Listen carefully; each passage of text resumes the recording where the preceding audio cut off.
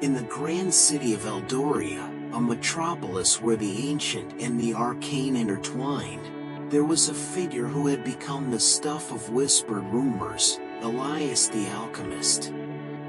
Eldoria was a city of wonders, where towering spires reached up to brush the clouds and intricate bridges arched gracefully over rivers that gleamed like silver in the moonlight.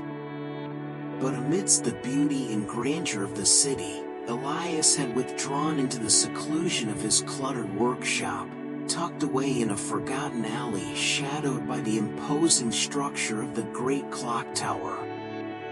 Elias was not like the other scholars and magicians of Eldoria. His obsession was singular, consuming.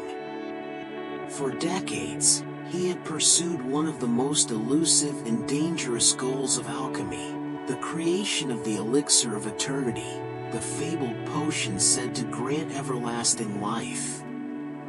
He had read every ancient tome, collected rare ingredients from the farthest corners of the world, and conducted countless experiments, each failure driving him further into the depths of his obsession.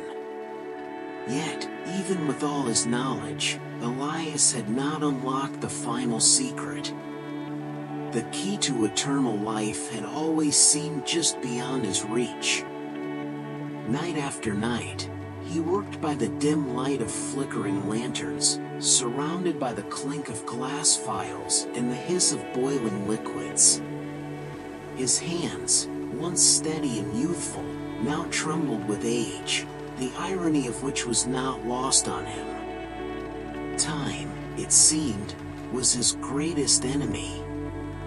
But Elias was determined that he would not succumb to it, not yet. It was on one such stormy evening, as the rain hammered relentlessly against the windows of his workshop, that a sharp knock echoed through the stone walls.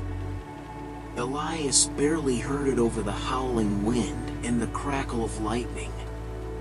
At first, he thought it was merely the storm, but then the knock came again, louder this time, insistent. He hesitated. No one ever visited him. Not in years. He rose slowly from his workbench, the weight of the years heavy on his shoulders, and crossed the room to the door. When he opened it, he found a young woman standing in the rain, her dark cloak plastered to her slender frame, her violet eyes gleaming in the dim light. "You are Elias, the alchemist?" she asked, her voice steady despite the storm. Elias, surprised by her unexpected arrival, nodded. "I am. And who might you be?" "My name is Lyra," she said, stepping into the warmth of the workshop. Water dripped from her cloak onto the stone floor, but she seemed not to notice. "I've come to you because I believe you are the only one who can help me." Elias frowned, his curiosity piqued but his caution rising. "Help you with what?" Lyra pulled back the hood of her cloak, revealing her pale face and the cascade of jet black hair that framed it. She reached into a satchel at her side and produced a worn, leather-bound journal. "My father was an alchemist, like you. He spent his life chasing the same dream, the Elixir of Eternity. But before he could complete his research, he vanished. This journal is all that remains of his work. I believe it contains the key to what both he and you have been searching for." Elias's heart quickened as he took the journal from her hands. His fingers brushed over the cracked leather cover, and when he opened it, he found page after page filled with alchemical symbols, diagrams, and notes written in a precise, elegant hand. The formulas were familiar, yet different from his own, as though Lyra's father had followed the same path but had taken a different route. There were insights here that Elias had never considered, new connections between elements and energies that he had overlooked.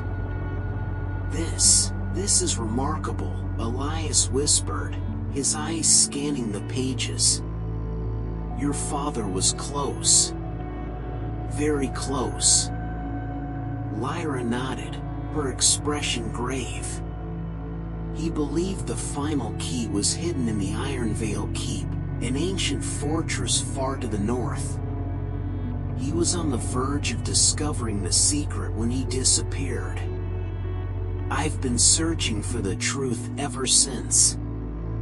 Elias looked up from the journal, his mind racing. The Ironveil Keep was a place of legend, a fortress said to be older than Eldoria itself, built atop a nexus of powerful ley lines. Many had sought its secrets, but few had returned. If Lyra's father had gone there in search of the elixir's final piece, then Elias had no choice but to follow. "Very well," he said, his voice firm despite the uncertainty that gnawed at him. "We will go to Ironveil Keep. Together." The journey to Ironveil Keep was long and perilous.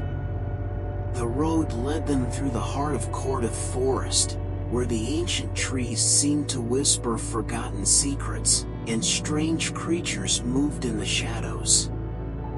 Lyra proved to be a skilled traveler, her knowledge of the wilds surpassing Elias's expectations.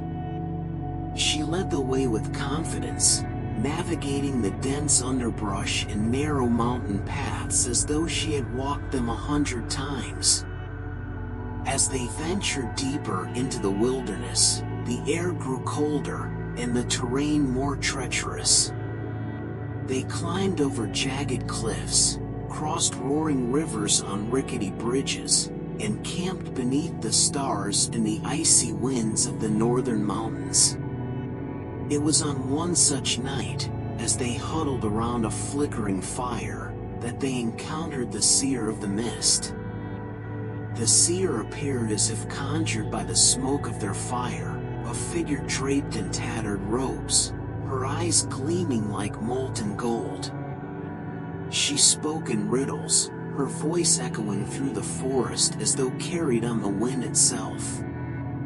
To seek the Elixir of Eternity is to challenge the balance of life and death, she warned.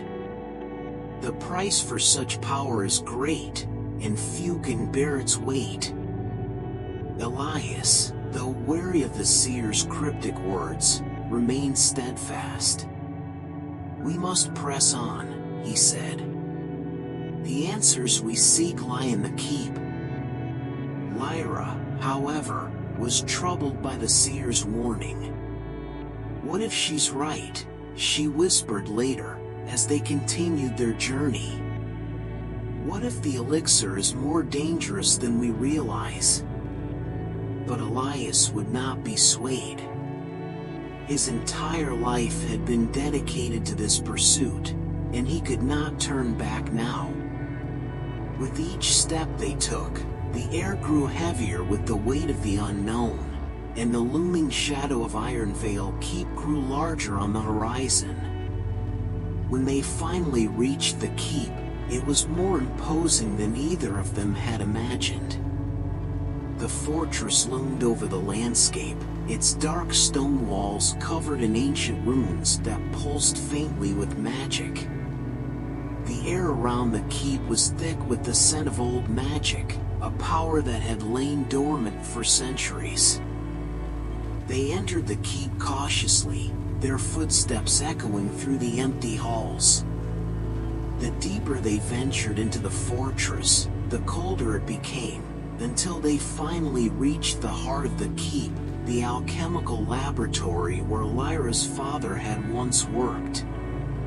The room was vast, filled with shelves of ancient tomes, glass vials, and intricate devices that hummed with arcane energy.